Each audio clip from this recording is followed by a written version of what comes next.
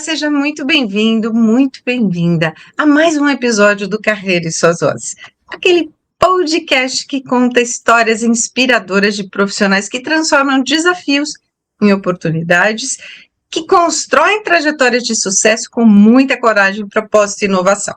Eu sou Cláudia Cardillo e no episódio de hoje, para falar sobre esse assunto, eu trago Marcelo Sais, empresário, chefe de gastronomia e engenheiro civil que decidiu mudar completamente o rumo da sua carreira para seguir a sua paixão. E tá muito certo, Marcelo. Parabéns por isso. Seja muito bem-vindo, Marcelo. Eu que agradeço, Cláudia. É um prazer. Olhando para a tua trajetória, é fantástico perceber que você passou anos atuando na engenharia, mas você mergulhou no universo dos sabores e do empreendedorismo para criar o Tacomex, restaurante mexicano, negócio que se consolidou no mercado e se tornou referência na sua área, né? Sim, graças a Deus, foi uma decisão muito acertada, não foi fácil, principalmente explicar na família, largar a carreira de engenharia, tudo certinho, tudo bonito, falar, acho que eu vou fazer outra coisa. Mas a comida era boa, então eu já tinha 50% do caminho andado, e aí o resto foi só a história que a gente construiu. E me conta uma coisa, hoje você é dono de um restaurante que já é consolidado, mas por que é que você decidiu migrar de carreira, empreender na área da gastronomia? O que te levou a abrir um restaurante, principalmente mexicano, em São Paulo? Primeiro eu vou fazer uma brincadeira. O que me levou a abrir um restaurante é que eu não tinha ideia do tamanho do desafio. Eu não tinha a menor ideia do tamanho do desafio. Mas, assim, eu trabalhava com engenharia, com obra pública. Então, eu era engenheiro de uma empresa privada fazendo obra pública no Brasil, com todos os desafios que isso demanda. Teve uma crise econômica em 2014, 2015, 2016, e o dinheiro das obras foi recolhido, a gente passou por um período bem complicado, as obras pararam, e aí eu comecei a me perguntar algumas coisas, né? Me questionar algumas coisas. Eu sou um cara meio chato com algumas questões e comecei a me questionar se esse era o caminho certo. E aí, coincidentemente, eu comecei a ficar doente. Claro, né? Toda vez que a gente fica insatisfeito com o que a gente faz, o corpo adoece, né? Não, muito. Quais eram essas reflexões que você tinha que te levaram até a ficar doente? Primeiro, ficar longe da família. Eu estava fazendo obra no interior de São Paulo, 450 quilômetros de distância. Então, eu ficava só sábado e domingo. Domingo, 5 horas da tarde, eu tinha que ir embora. Eu vinha sexta-feira, chegava muito de noite. Ficava sábado, um pouquinho do domingo e ia embora. Um estresse sem precedentes, cuidando de uma obra de 16 milhões de reais, sem funcionários. Muito estressante, muito desgastante, mas isso aí era o de menos. O problema realmente era a distância com a minha filha pequena. E aconteceu um negócio interessante. Todos os mestres de obra que trabalharam comigo eram mais velhos e a maioria deles tinham problema com filhos com droga. E aí eu comecei a entender o mecanismo por trás disso. Pai ausente, pai trabalhando, a mãe cuidando de tudo, a criança vive, entre aspas, com o pai, mas sem a presença do pai, e combo completo para dar errado. Eu falei, cara, eu não quero isso para minha vida, não quero não ver minha filha crescer, e aí eu comecei a fazer um movimento para pensar o que eu ia fazer perto. Por conta dessa crise, não era uma opção eu arrumar um emprego de engenheiro aqui em São Paulo, não tinha emprego. Hoje, falando isso, é engraçado, né? Porque hoje está sobrando emprego para engenheiro. Inclusive, eu tenho recebido algumas ofertas para largar o restaurante e voltar para engenharia. Não é menina, não. Mas, que bom que você já deixou claro isso. Não estou aberto. Não estou aberto. E aí, nessa época, não tinha emprego. Então, eu fiquei nesse dilema. E aí, eu tive que realmente sair da empresa. Graças a Deus eu consegui fazer um acordo legal, sair pela porta da frente, entreguei tudo que eu precisava entregar. Depois que eu decidi sair, eu fiquei mais 6 meses entregando tudo e tal, e aí eu saí. E quando eu saí, foi uma coisa muito interessante, porque a gastronomia, ela não era meu plano A. Ela era uma coisa que eu queria fazer por hobby. Olha que engraçado. O meu irmão, ele tem uma empresa de eventos que atende shopping. E ele estava meio de saco cheio de shopping, trabalhar é uma situação meio complicada, assim, são clientes complicados, atender shopping center. Eu falei, cara, vamos fazer um braço seu, eu vou virar, não quero ser seu sócio, eu quero fazer um braço independente para fazer stand em feira. A gente tinha feito um stand na feira do automóvel para uma empresa de capacetes e tal, eu tirei férias para fazer esse stand da engenharia, foi muito legal, deu uma grana, foi bem legal. E aí eu falei, vamos replicar isso, vamos explorar esse ramo. E aí eu saí da empresa entendendo que eu ia fazer stand e ia fazer culinária mexicana como buffet em domicílio, tipo como hobby, de final de semana. Aí eu vou resumir, que senão vai ficar muito longo. Depois de 2 meses, eu não consegui vender nenhum stand e consegui vender 6 festas. Aí eu falei, cara, esquece, obrigado, sucesso, toca o seu barco aí. E aí eu comecei a fazer as festas. E aí, de início, a minha ideia nunca foi ter um restaurante.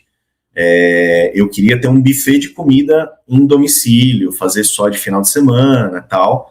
Também não tinha ideia. Embora eu seja engenheiro, você só consegue entender realmente como funciona o mercado quando você está dentro dele.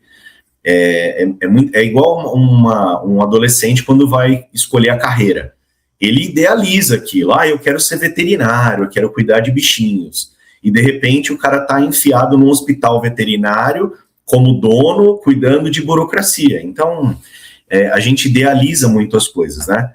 E o buffet mexicano foi uma etapa, né? Até a gente chegar no restaurante, que durou mais ou menos uns 2 anos. E foi muito gratificante, mas muito sofrido. Muito sofrido. Porque tem vários aspectos, né? Trabalhar com a comida, ela é perecível, né? Ela tem prazo de validade, né? Principalmente em eventos, né? Eu já trabalhei muitos anos, eu tenho uma agência de comunicação, trabalhei muitos anos com eventos, foram mais de 20 anos, e eu percebo que a alimentação em eventos, ela tem que ter um cuidado muito especial, porque muitas vezes o lugar não tem refrigeração, então você precisa levar uma geladeira, você precisa levar isopor, com isso as coisas começam a ficar atribuladas, porque o espaço é pequeno, né, o garçom atrasa para a hora de servir, então trabalhar com comida demanda realmente muito amor, muita atenção, e eu acredito que tenha sido até esse um dos fatores para que você possa ter pensado, né, no empreendedorismo mesmo, né, em sair da engenharia, que é totalmente fechadinha, né, num quadradinho, né, para poder olhar para os sabores, para poder olhar para os prazeres e fazer com que as pessoas se sintam alegres, porque a comida traz isso, né? Tem um detalhe importante que eu suprimi aí. Eu já era empreendedor antes de ser engenheiro. Então, só que assim, eu era empreendedor na asa do meu pai. Meu pai tinha uma loja de materiais de construção e eu era o filho do dono. E aí o filho do dono queria fazer 1000 lojas e meu pai queria ficar numa loja só. Então a gente teve um conflito muito grande. Era eu, meu pai e minha irmã, uma loja extremamente familiar, pequena, a gente chegou a ter 2 lojas. E num determinado momento, nesse ímpeto de crescer, de expandir, de querer ficar multimilionário, mega Elon Musk, aconteceu uma coisa muito, muito séria que a gente quebrou em 2011. E aí Onde era essa loja? Era em São Paulo? Que bairro era? Não, era em Mauá. Eu sou do ABC, sou nascido e criado em Mauá. A gente tinha uma loja de materiais de construção bem tradicional lá em Mauá. E aí a gente quebrou essa loja em 2011 e eu me vi sem dinheiro para colocar gasolina. Nessa época eu tinha passado por um casamento bem curto, morava sozinho, era independente, tinha um carro legal. Eu perdi tudo, saí desse apartamento, tive que morar com a minha avó. Beijo para minha avó, foram uns melhores anos, os piores e os melhores anos da minha vida. E aí, tudo de bom, né? Nossa, não tem, E aí eu assim, peguei o meu ego, guardei ele, né? Coloquei na latinha do lixo, e vivi um momento muito, muito, muito difícil, que hoje eu consigo falar com bastante tranquilidade. Foi uma experiência assim, muito mais enriquecedora do que uma faculdade. Porque eu entrei num negócio que já estava dando certo, estava em crescimento absurdo, que era um negócio do meu pai. Eu ajudei a crescer esse negócio, a fazer esse negócio ficar legal. E aí, quando você tem uma empresa que está estabilizada, falando de negócio agora, independente de ramo, era um ramo de materiais de construção, e hoje eu tenho um restaurante, você tem uma agência de marketing, mas é mais ou menos a mesma coisa quando se fala de negócio. Quando você tem um negócio estabilizado, um negócio que está dando certo, eu acho que ele é mais perigoso do que quando as coisas começam a dar uma atribulada. Porque você tá, não, eu consigo pegar um financiamento, eu consigo um empréstimo, eu consigo, e você vai jogando coisas para dentro da empresa, e de repente você vê que no momento de crise, opa, e agora? Como que eu vou fazer com tudo isso? E a gente deu um passo maior que a perna, eu quis abrir um atacado, porque era interessante, fiz e aconteci, e a gente acabou quebrando. Deixa eu te perguntar uma coisa para a gente poder pontuar esse momento na sua vida. Muitas pessoas elas enxergam o empreendedorismo por ser novidade, né, por ter saído de dentro da empresa, ou por só ter essa situação a seguir, ou porque realmente tem amigos que são empreendedores e a pessoa quer seguir esse caminho também, a família, né? Isso é bem importante porque as pessoas que estão em torno, elas também influenciam. Esse momento que você contou aí de quebrar a loja do seu pai, investir no atacado, esse foi o momento mais difícil da tua trajetória. E você, em algum momento, pensou em desistir do empreendedorismo para voltar a ser CLT? Esse foi o momento mais difícil, porque para nós era a nossa vida. Então, assim, não é só uma empresa, né? Para as outras pessoas passam, fechou um comércio. Na verdade, para a gente era a nossa vida, não tinha plano B. Então, assim, eu era formado em engenharia, mas eu não era engenheiro, né? Porque eu nunca tinha atuado como engenheiro. Eu fiz faculdade e fiquei na loja de materiais de construção a minha vida toda. Me formei com 22, 23 anos e a gente quebrou quando eu tinha 35. Então, assim, minha vida acabou. Na minha cabeça, naquele momento era isso. Acabou minha vida. Aí eu fiquei tentando ainda manter a loja por mais alguns meses, mas não consegui. E aí um amigo meu falou, cara, você é engenheiro, vai trabalhar com engenharia. Então, a engenharia, ela só surgiu porque teve essa lacuna da quebra, que também foi muito positivo. Quando você olha para trás, fica tudo mais fácil, né? Naquela época, para mim, era um absurdo. Mas eu fui trabalhar na engenharia a contra vontade, não era minha vontade. Eu tô sendo sincero com você, eu tive muito medo, porque eu era um engenheiro de 35 anos sem experiência nenhuma. E os meus pares, as pessoas que trabalhavam comigo na construtora, tinham a mesma idade que eu, mas os caras tinham 15 anos de experiência.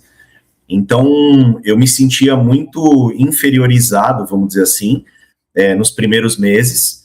Mas aí depois o negócio pegou no breu, eu fiquei lá 5 anos, sou muito grato, me desenvolvi bastante como pessoa, como profissional.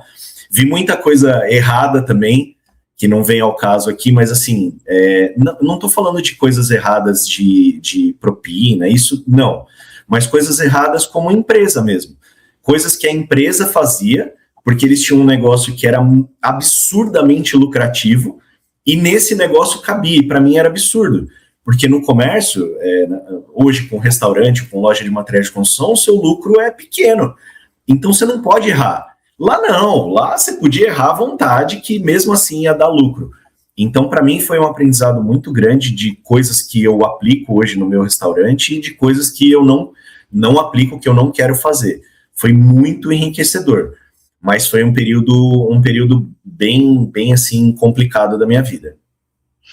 Eu acredito que sim, porque sair de onde você está, acostumado com o que você faz, né? Mesmo percebendo tudo que tem de errado, né? Porque a gente tem um outro olhar, né? Como colaborador da empresa, né? Diferente do olhar do dono, e por isso que a gente precisa se colocar em várias posições dentro de uma empresa, né? Para que a gente tenha esse olhar 360, porque é extremamente importante. olhar para todos os lados, né?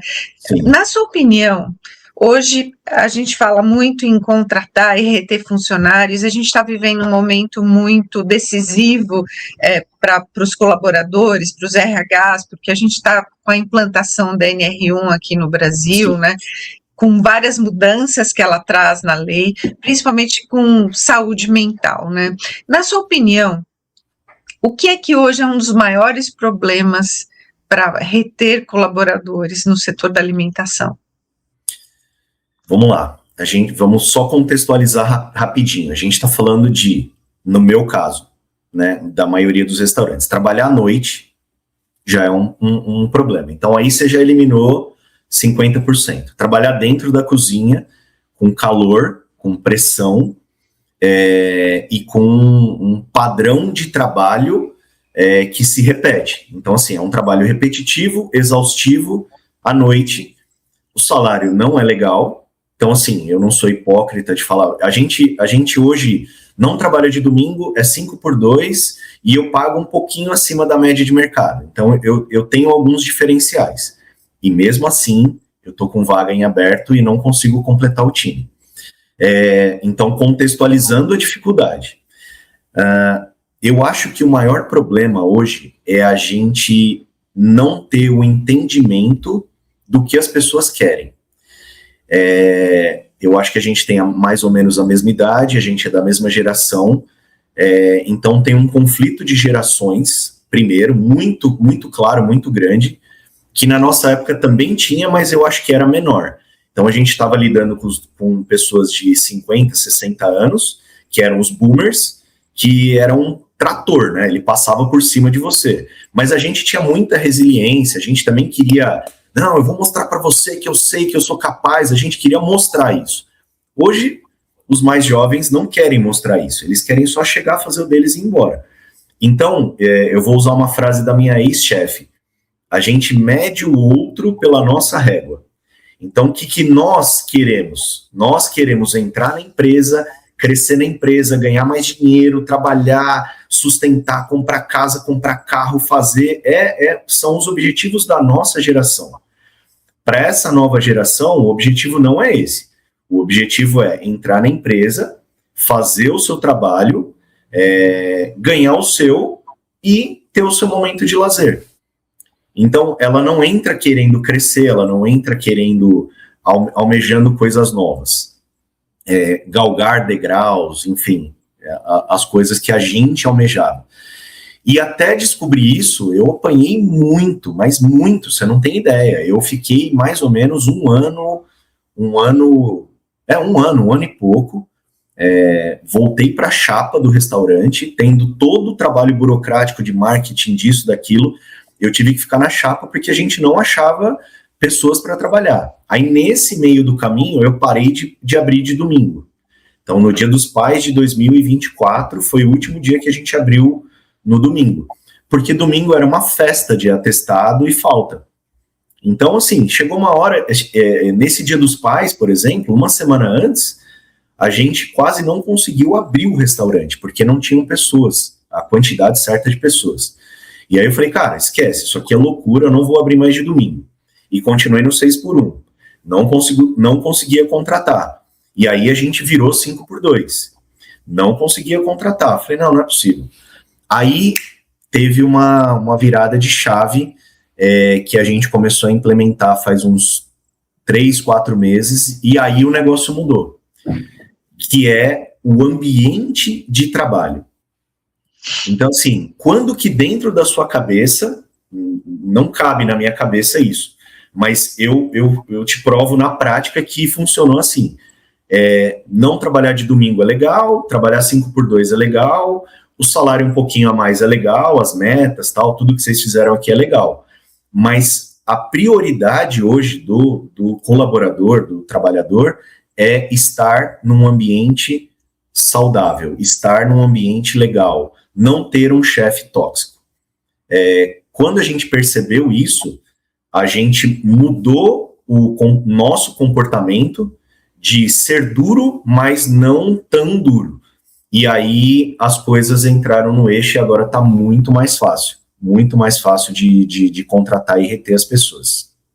O que é que você aprendeu sobre liderança e gestão de equipes nessa época? Eu aprendi que a gente está num liquidificador sendo moído e batido todos os dias e que você tem que se reinventar a cada momento, cara.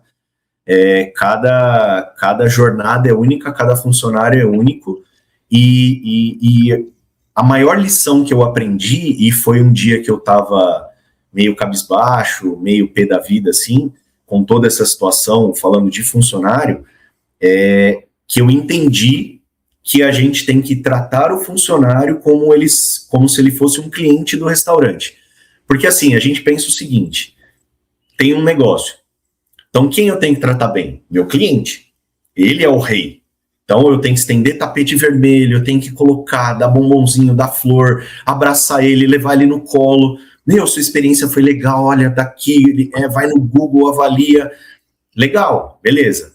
E aí a gente olhava para os colaboradores e falava, cara, eu já estou pagando o salário, eu cumpro todas as minhas obrigações trabalhistas, fiscais, a gente tem um ambiente ok, cozinha é assim mesmo, e vamos para cima. Não, a gente passou a olhar o colaborador, o trabalhador, e da mesma forma como a gente olha o cliente. Então, o que eu posso fazer para melhorar a experiência desse trabalhador aqui dentro do restaurante? E aí a gente começou a mudar, mas isso eu estou falando de um processo de 2 anos, tá? Não é da noite para o dia. E o que é que você teve alguma situação nesse momento que te surpreendeu negativamente quando você deixou de ser cozinheiro, operador de chapa e passou a ser totalmente empresário? Sim. O que me surpreendeu é eu vou dar uma baixada na vibe da entrevista. Vamos dizer assim, o lado mais sombrio do ser humano. É isso que me surpreendeu, porque assim, eu tive loja de materiais de construção, a gente tinha vários colaboradores, eu fiz obra, a gente tinha mais de 100 colaboradores, de 100 trabalhadores lá na obra, tal.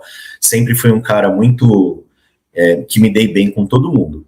Legal. Quando eu abri o meu restaurante, falei, bom, agora não é mais meu pai, agora sou eu e vambora. Então eu vou colocar em prática o que eu acredito para a vida, né? Pô, o que eu acredito?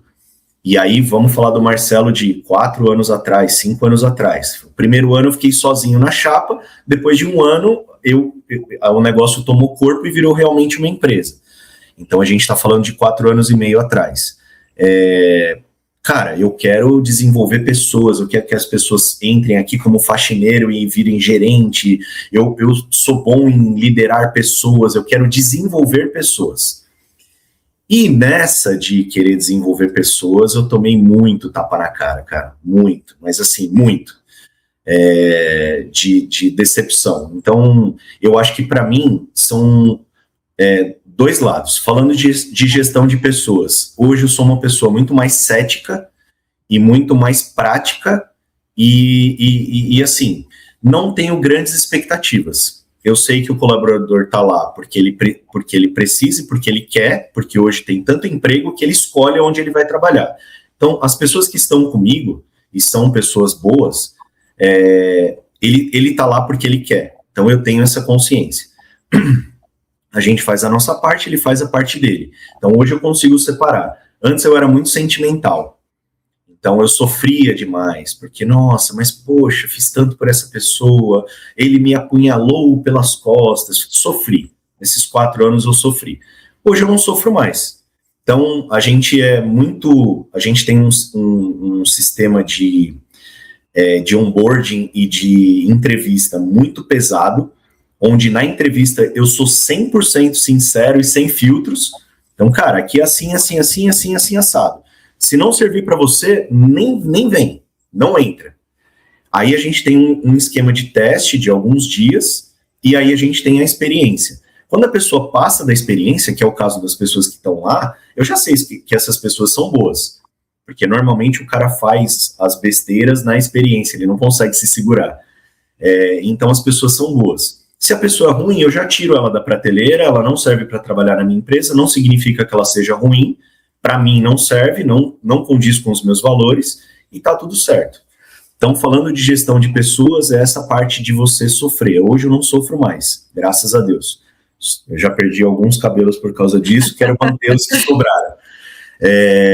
E a segunda parte de você sair da parte de cozinha e virar empreendedor e empresário, que eu já sabia, mas que está ficando cada vez mais difícil, é a questão da burocracia, né? Então a gente estava falando da NR1, a gente está falando daquele programa que você tem que informar os funcionários sobre calendário de vacinação. Então, não quero entrar em assuntos políticos, não é o nosso objetivo aqui, mas, de qualquer maneira, independente de lado político, o governo, de uma maneira geral, ele está empurrando algumas questões que são de prerrogativa dele para o empresário.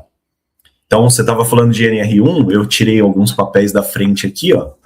A gente tem, não sei se vai dar para pegar, isso aqui é um questionário da Abrazel, que é sobre NR1. Então, os meus colaboradores fizeram isso anteontem. É um questionário que vai de 0 a 5, e aí quando eu vi essa nota eu assustei, mas quanto menor, melhor. Então, eu estou 1,63.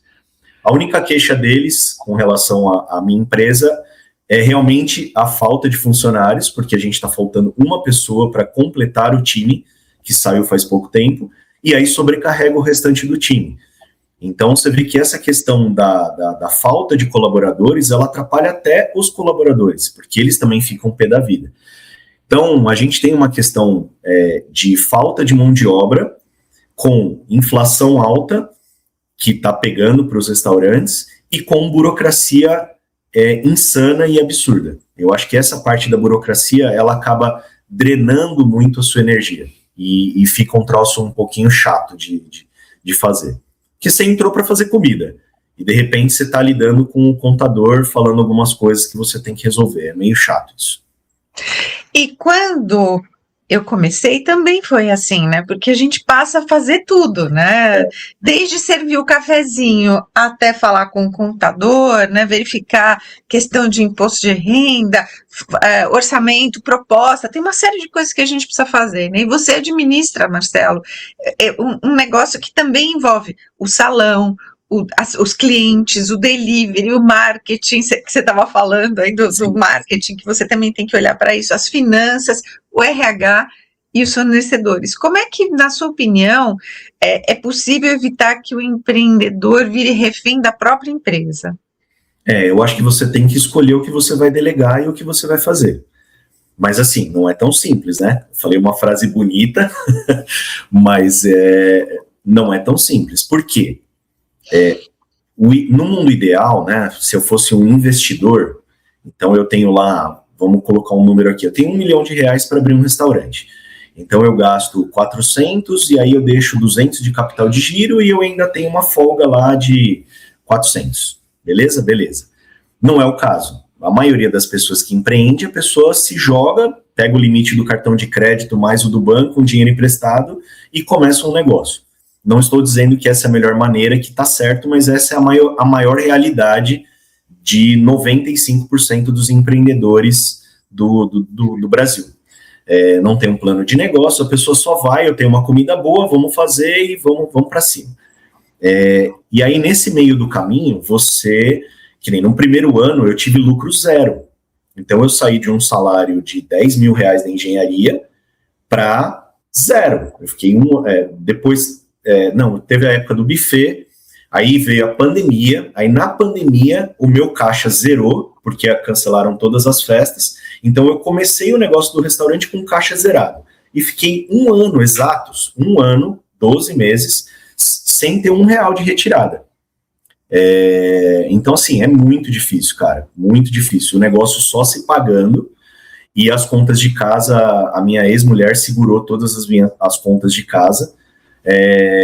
Então, assim, foi um troço complicado. Por que eu tô falando tudo isso? Porque no começo você tem que fazer tudo, e aí depois você começa a crescer, e é como se fosse aquela cena do Homem-Aranha tentando segurar o trem. Na verdade, ele consegue, o empreendedor não consegue. o trem passa por cima de você e você acaba não fazendo as coisas. Então fica muita coisa por fazer, muita coisa atrasada, muita coisa que começa a virar uma bola de neve. E aí é o momento, ou um pouquinho antes, na verdade, é o momento de você contratar uma pessoa para fazer isso. Então hoje eu tenho um BPO financeiro, que é um financeiro terceirizado, que analisa todos os dados, coloca tudo lá na ponta do lápis, que nem, eu fui paguei estacionamento da empresa com o cartão da empresa, então isso aqui é estacionamento, isso aqui é comida, isso aqui é isso aqui. Ela coloca tudo isso num DRE e me apresenta o resultado no final do mês. Então hoje a gente está aqui conversando, ela está colocando as contas lá para eu pagar, aí eu pego o celular, vou lá e só aprovo. E eu recentemente tive que contratar uma pessoa para o RH, porque a gente fazia muito mal isso.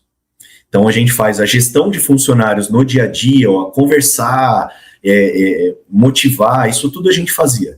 Só que chegava e falava, o Olerite do dia 30, você já assinou? Olerite, dia 30? Meu gerente falava assim, não, que dia é hoje? Dia 5. Então, passava um tempo e aí as coisas iam, mas a menina falou que o vale transporte dela não caiu. É mesmo, eu fiz de todo mundo, esqueci da colaboradora nova.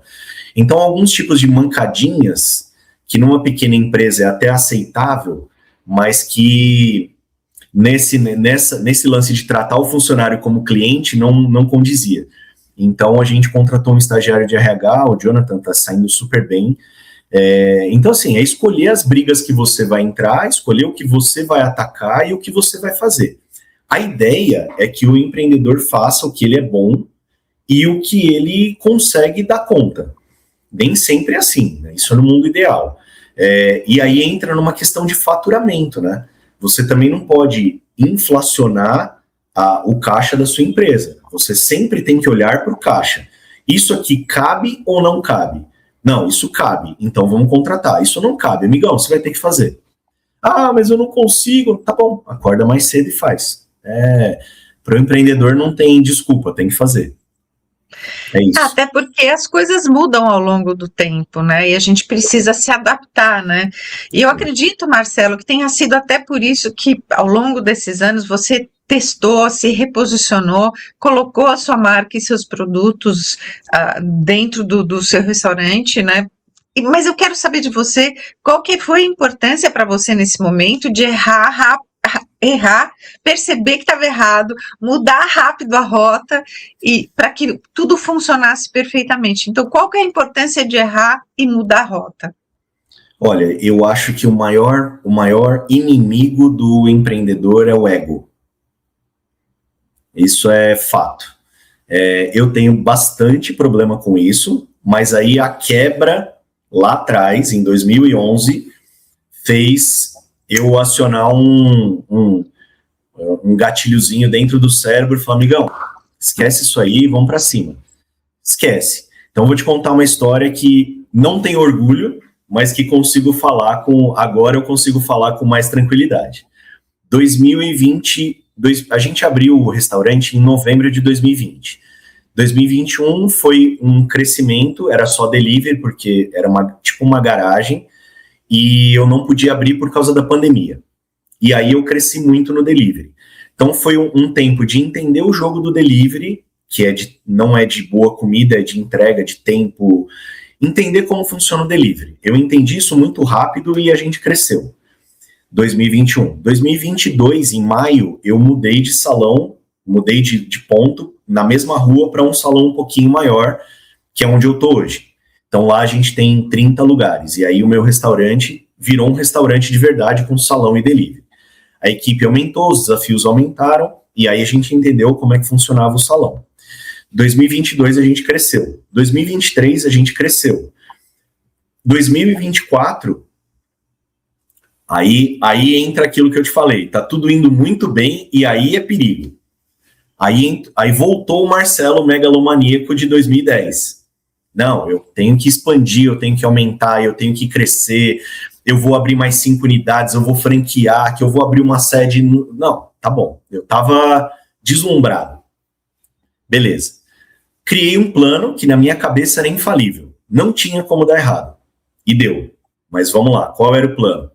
No salão que eu tô, eu ia fazer só delivery e ia colocar mais 2 ou 3 marcas que a gente chama de Dark Kitchen, que é uma marca dentro do restaurante, mas que não existe fisicamente. Ela existe só na plataforma lá, nos aplicativos de comida.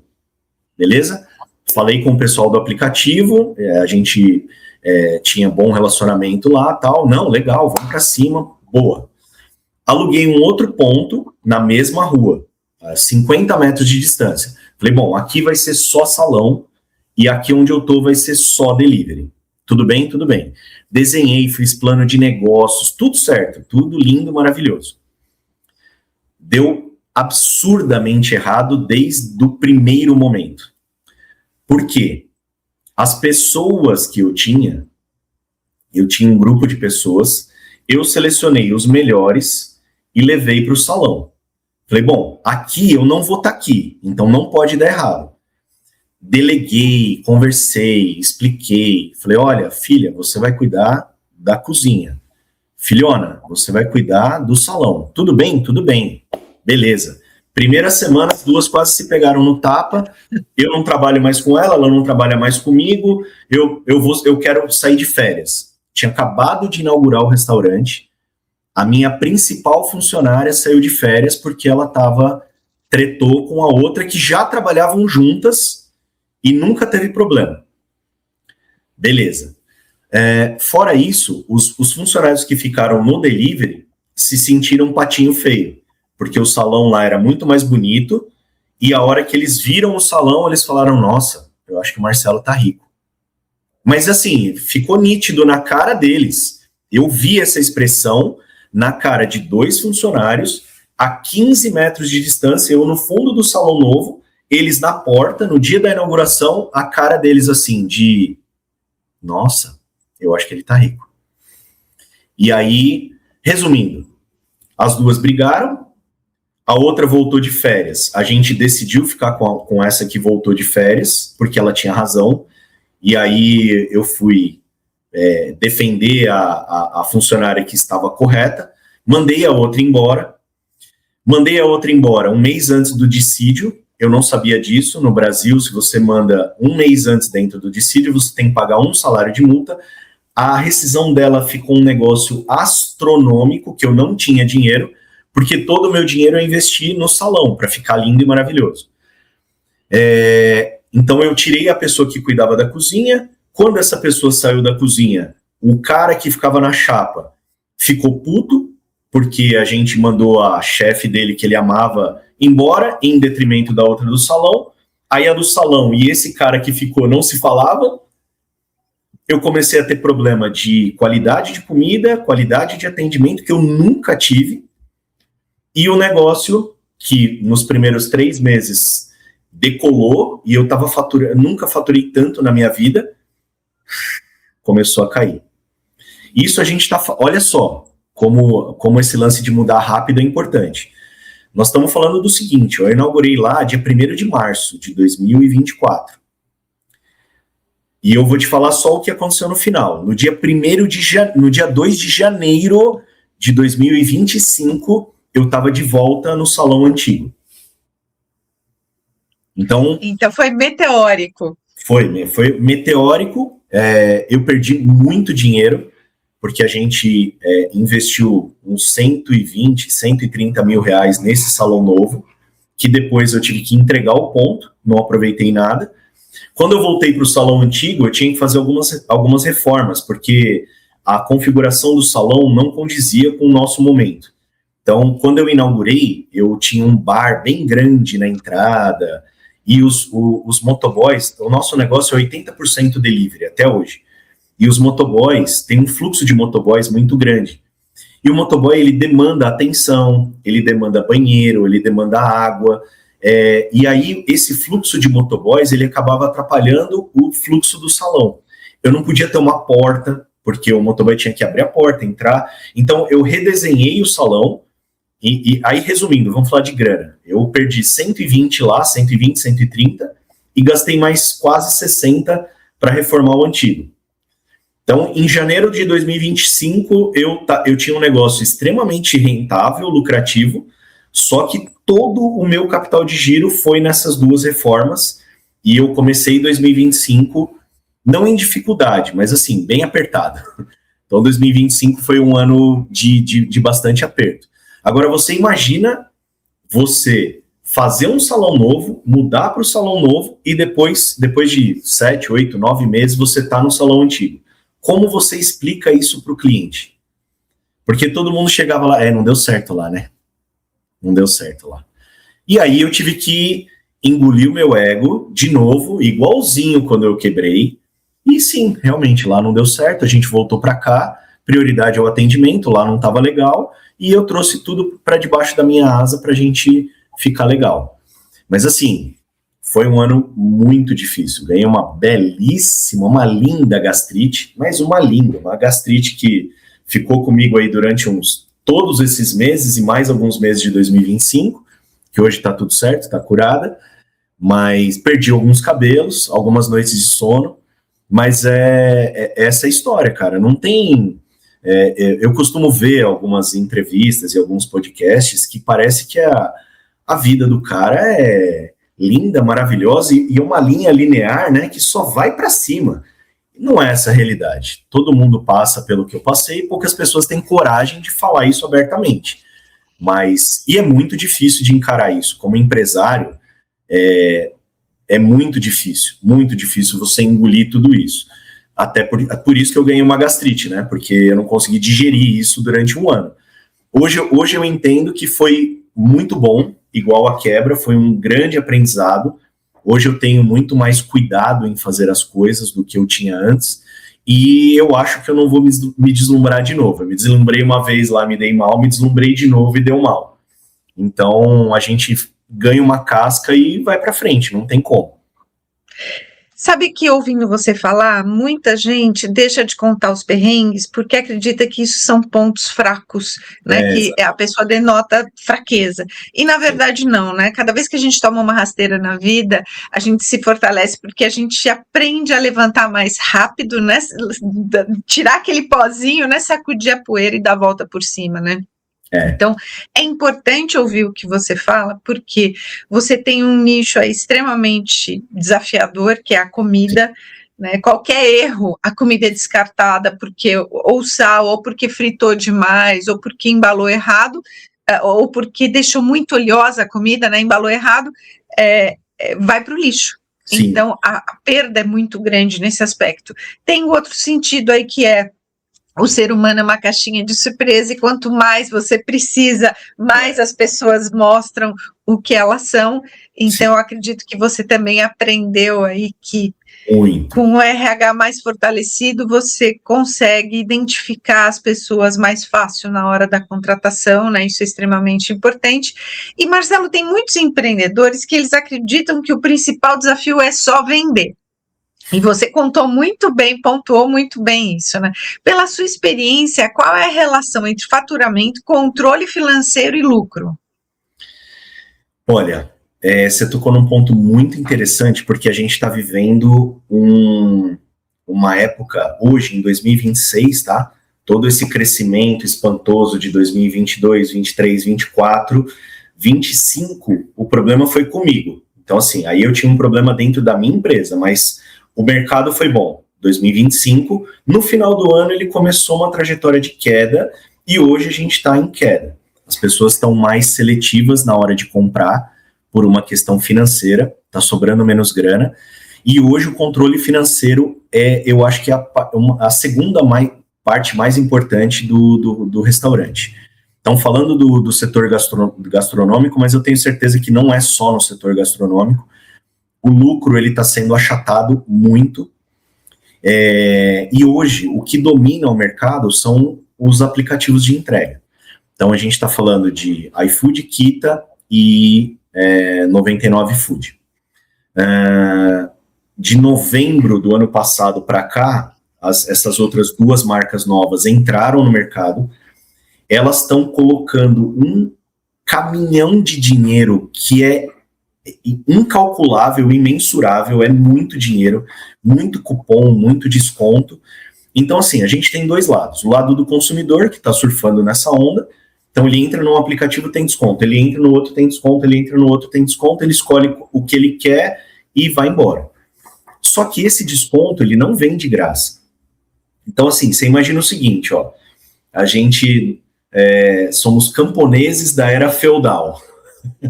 E aí o cara fala assim, ó, o rei entrou em guerra. Tá, e o que eu tenho a ver com isso? Você que vai para a linha de frente, amigão. Então, assim, os aplicativos estão em guerra. Os três estão guerreando por motoboys, por restaurantes e por clientes. E o elo mais fraco de toda essa cadeia, que todo mundo acha que é o motoboy, é o restaurante, não é o motoboy. O motoboy hoje, o motoboy que trabalha... Tá, vamos lá. Eu preciso tomar cuidado com essa fala. Um motoboy hoje que trabalha 12 horas por dia, certo? Que se dedica, que aceita corrida, que faz o seu trabalho direito, que tem uma boa nota no aplicativo, ele ganha entre 6, 7, 8 mil reais.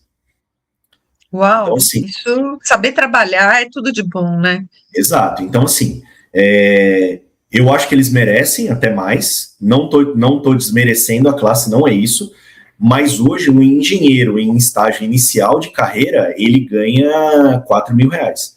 Então a gente está falando de que isso nos anos 80 era um troço, que se a gente tivesse essa discussão hoje, se uma pessoa dos anos 80 viajasse no tempo e escutasse eu falando isso, ia me falar que eu sou louco, né? Então, assim, hoje a gente tem uma inversão de que a mão de obra é mais importante do que a parte intelectual, e eu não acho que isso está errado.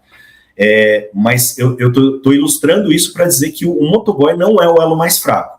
Ele está tendo uma série de subsídios e os três estão guerreando por motoboys.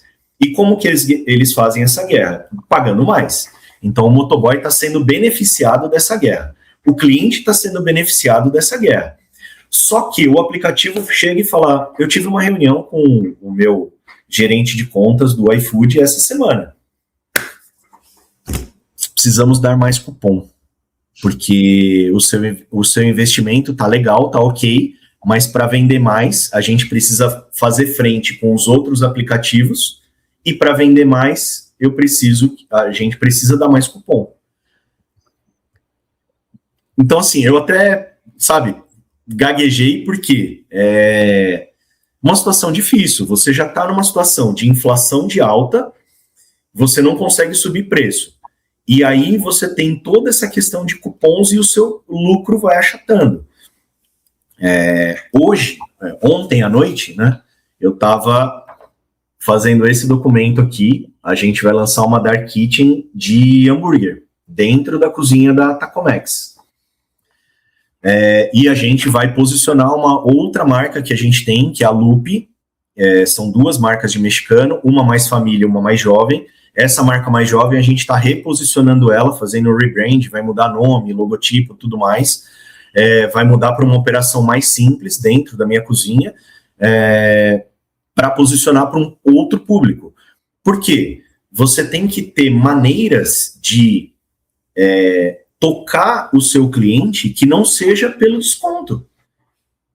Então, assim, hoje beleza, eu falei tudo isso porque você vender nos aplicativos hoje, e eu não estou falando de comida, tá? Porque quem tem um negócio hoje, tem uma amiga que tem um negócio de bijuteria, ela vende na Shopee. Eu tenho um outro amigo que tem também um negócio de bijuteria, ele vende no Mercado Livre. E a maioria dos meus amigos são de food service, a gente vende nos aplicativos de comida. Os aplicativos todos funcionam, é o mesmo modus operandi. Você dá cupom, você faz o produto isca, você faz isso, faz aquilo, o aplicativo fica com entre 25% e 30% do seu rendimento. Então imagina que eu vendo 100 mil reais, 25 mil é do aplicativo, é um carro por mês, né? E eu não vendo 100 mil reais, eu vendo mais. Então essa conta é importante. E aí o aplicativo vira para você e fala, não, mas para você continuar vendendo o que você está vendendo ou vender mais, você tem que dar mais desconto. Então, não, Vender mais não significa mais lucro. O controle financeiro, eu acho que é o principal pilar. Hoje a gente tem 2. E eu queria falar uma outra coisa, se o tempo nos permite. Todo dono de restaurante, cara, o nosso cérebro, ele funciona mais ou menos da mesma forma. Não tem jeito. São seres humanos diferentes, mas o cérebro funciona da mesma forma. Eu vou fazer um prato muito bom. Você não tá entendendo. O meu hambúrguer é o melhor. Cara, não é o melhor, primeiro. Não é. Sempre vai ter muita gente fazendo coisa boa, o mercado melhorou muito, tem muita gente fazendo coisa boa, tem muita gente fazendo produto bom. O foco hoje não é mais no produto. O produto é muito importante, só que ele virou obrigação. Então o foco hoje é na gestão, é no processo, é na venda, é no cupom, é no combo, é na promoção, é entender como funciona o aplicativo. Eu tenho colegas que até hoje já estão há mais tempo do que eu no mercado e não entenderam como é que funciona o aplicativo. O aplicativo de comida, ele é tempo, ele não é prato. Então, hoje é muito importante. Você tocou num ponto, numa ferida muito dolorosa. Aberta, né? Uma ferida que não fecha nunca, né? Não. Eu quero até remeter essa última resposta que você falou, porque a gente percebe na televisão que tem crescido muito esses programas dos chefes que vão nos restaurantes que estão estagnados, dos restaurantes que não tem lucro, nos restaurantes que precisam de uma reforma.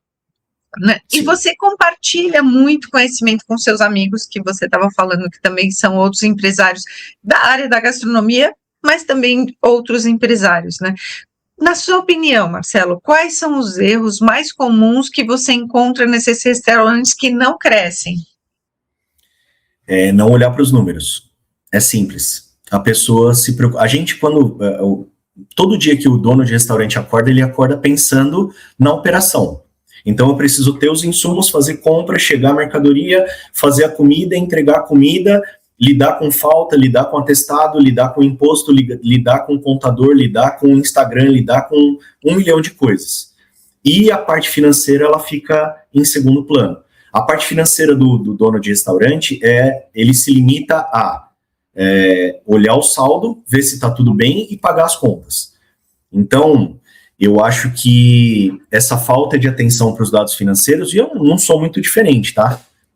Eu olho para isso, hoje eu olho muito mais, mas se você pegar o Marcelo de 4 anos atrás, 3 anos atrás, eu não olhava tanto para isso. Então, passei perrengue também por causa disso. Por isso que hoje eu tenho essa gestão na ponta do lápis e a gente cuida muito disso como se fosse um bebezinho, porque não é fácil. Até porque você tem 3 frentes vendendo para você, que são os aplicativos, né?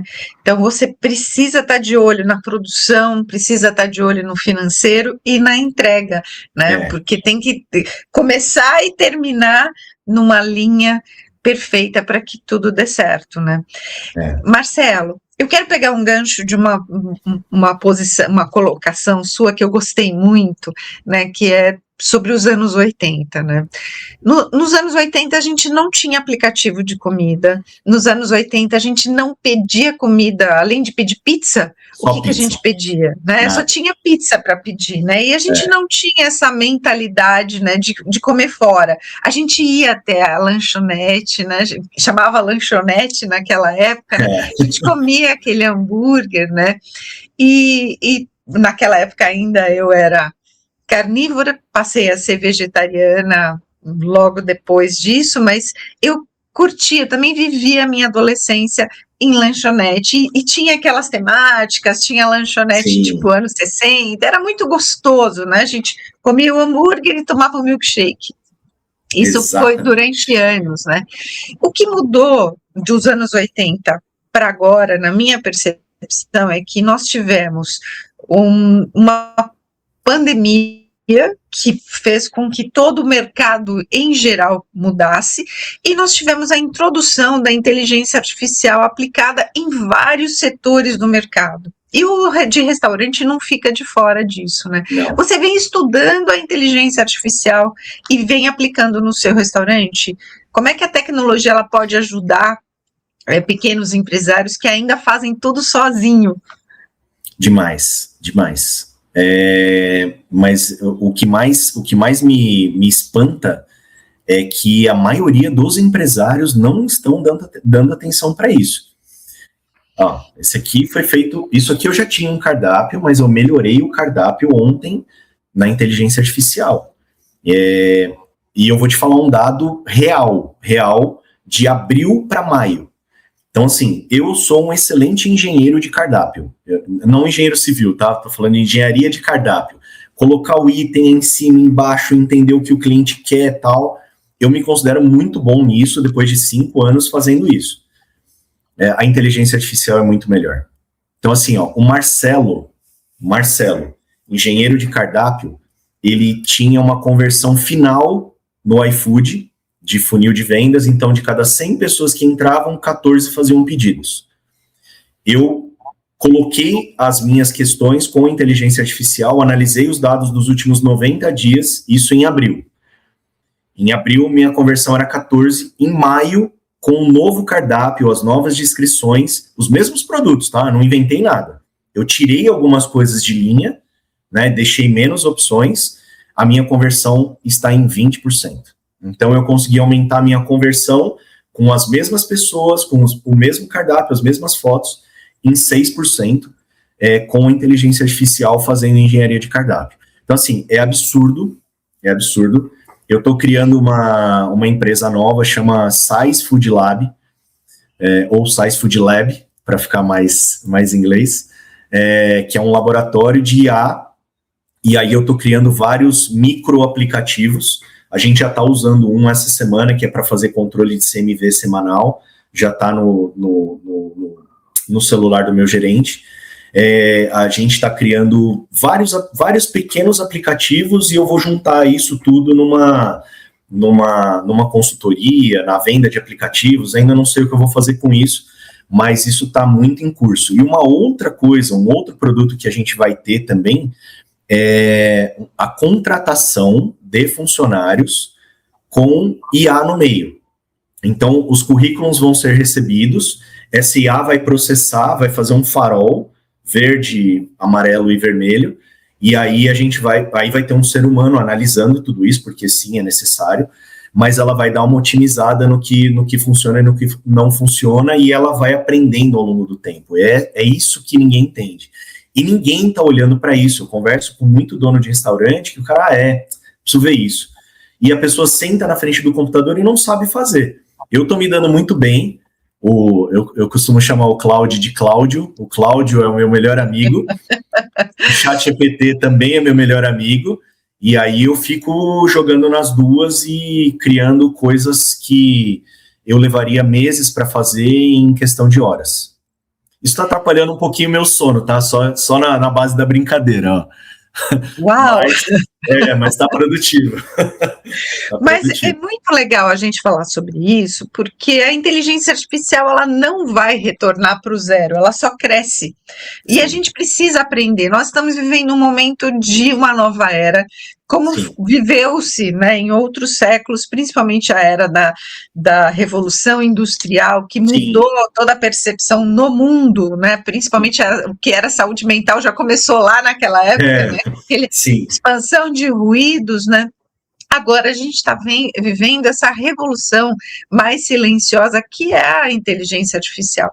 E quanto melhor é a qualidade do prompt que a gente coloca na inteligência artificial, para quem ainda não sabe o que é prompt, é o texto de comando que a gente dá, como se fosse um colaborador, né? A gente precisa pedir perfeitamente o que a gente quer para que ele também nos dê uma resposta muito boa. E eu também creio que a nossa comunicação também está melhorando, porque a gente precisa dizer de uma forma linear, sem curva, sem gíria, sem jeito brasileiro de falar, né? A gente tem que falar de uma forma linear para que a inteligência artificial ela atribua aquilo num resultado muito positivo. Eu também utilizo a inteligência artificial aqui na agência e tem sido cada vez mais, de uns 5 anos para cá, a gente vem utilizando, e não é só para se fazer textos, né? Porque a gente precisa, a gente tem uma velocidade de texto aqui muito grande. Eu faço a curadoria desses textos, então tem uma inteligência artificial, mas tem alguém por trás, o ser humano colocando isso na inteligência artificial para que eu possa apreciar quando isso está pronto, mas a gente tem os designers também que utilizam inteligência artificial para trazer esses criativos prontos, e tudo depende de como a gente encara a inteligência artificial. Para nós não foi um peso. Para nós foi ao contrário, foi tirar o operacional da frente para que a gente tivesse mais tempo na área criacional, que é a área que eu gosto muito, a área relacional, que eu também gosto muito. Então, eu aprendi a olhar para o meu time de uma maneira diferente, está todo mundo muito mais feliz em trabalhar, porque agora a gente tem mais tempo de gerenciar essas coisas que a inteligência artificial está trazendo para a gente. Só não pode faltar luz e não pode faltar internet, né, Marcelo? E créditos do cloud, eles acabam muito rápido. Exatamente, né? E a gente gosta, eu gosto muito dessa nova era, porque ela tira a gente do operacional, ela dá a oportunidade da gente de entender melhor, né? Você estava trazendo aí a questão dos cardápios, que sempre foi uma coisa artesanal, né? Quantos e quantos restaurantes que a gente não vai ainda, e todos aqueles cardápios criados há 20 anos. Parece um livro. Parece um livro, né?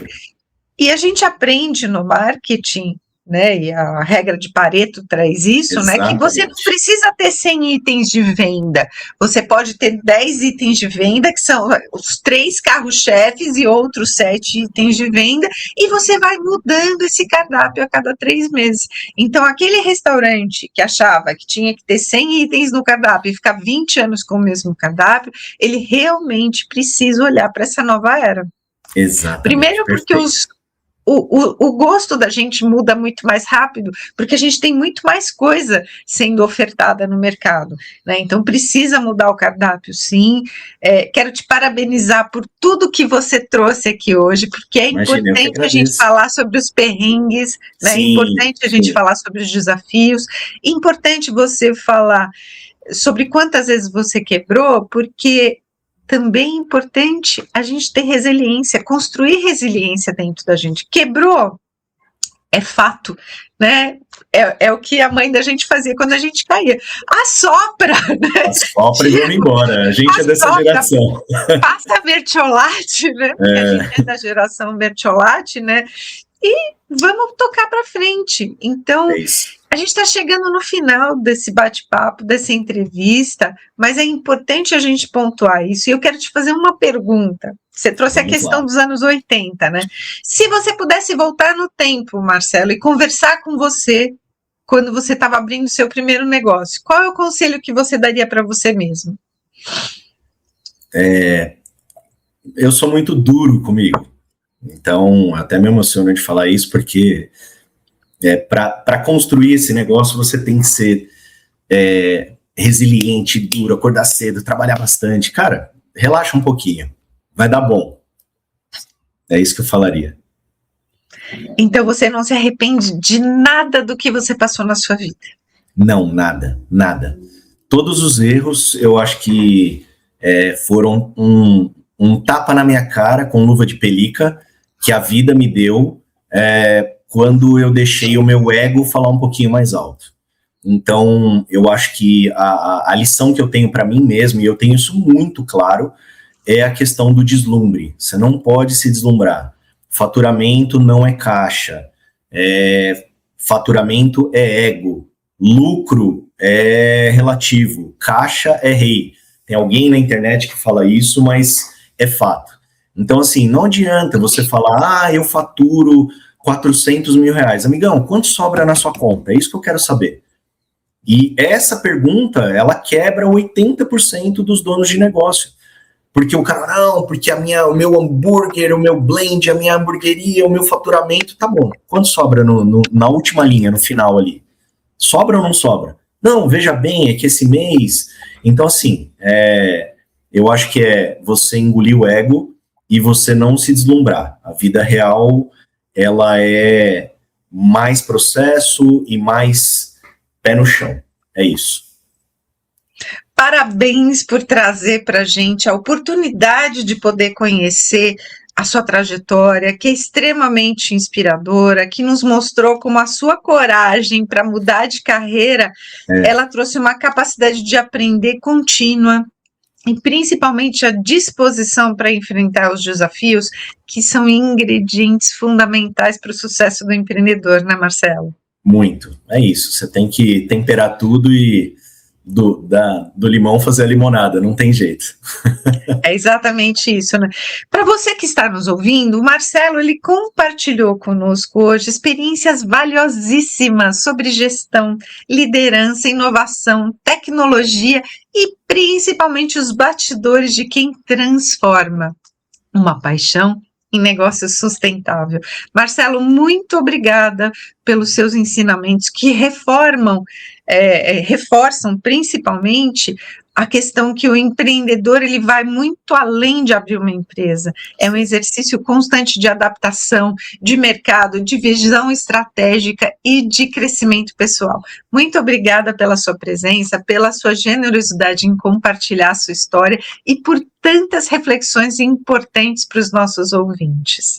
Eu que agradeço, foi um prazer, passou uma hora muito rápido, tô abismado aqui. E assim, o último recado é, se reinvente todo dia. Não tem como você falar, não, agora eu cheguei, não chegou. Então, se reinvente. E por fim, Marcelo, onde é o Tacomex para que as pessoas possam conhecer?